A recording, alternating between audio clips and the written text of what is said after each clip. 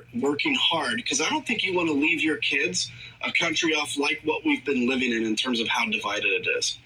As you said, the clock is ticking on the committee. What should we expect next?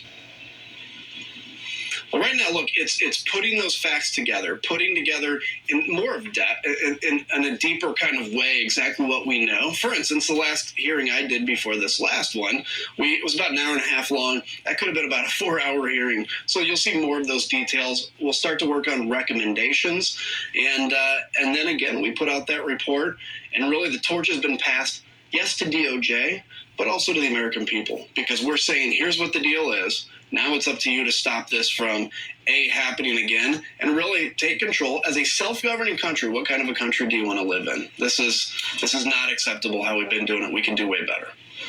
Adam Kinzinger, thanks very much. Yeah, you bet.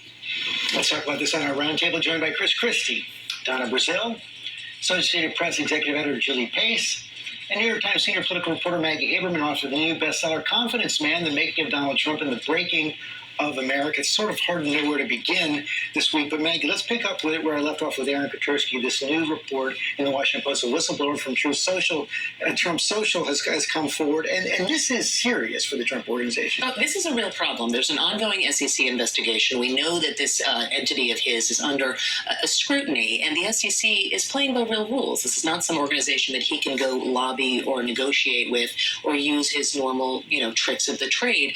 This bit about pressuring somebody to give Melania Trump shares is staggering and is very hard to explain away. He has significant legal problems. People should not forget this SEC investigation. Staggering, not entirely surprising. No, it was not shocking, but it was certainly important.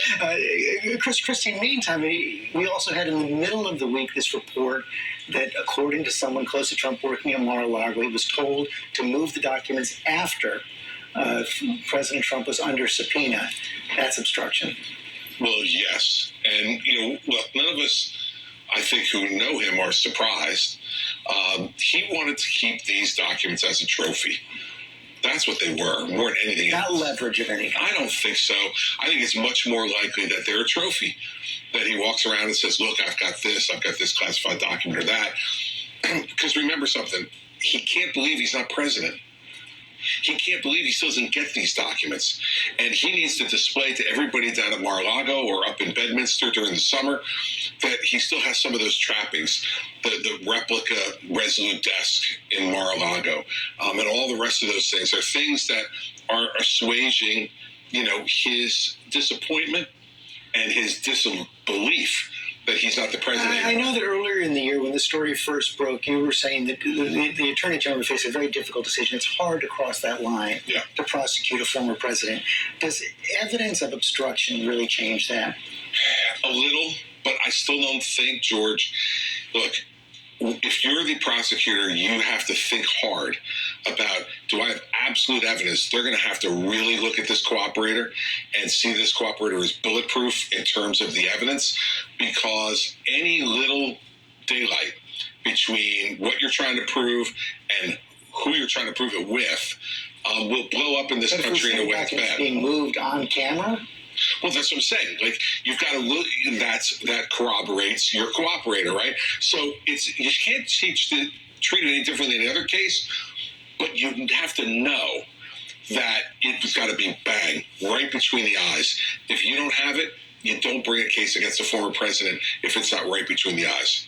Donna Brazil, the January 6th committee, basically appeared to wrap up. We're still going to get their report coming. Hard to imagine we're going to see Donald Trump before that committee. Well, absolutely not. I mean, look, he and if he shows up, we all know that he's going to practice how to say, I'll take the fifth, or my attorneys have told me not to talk. Look, this week, Steve Bannon is going to get sentenced for obstructing Congress, not testifying.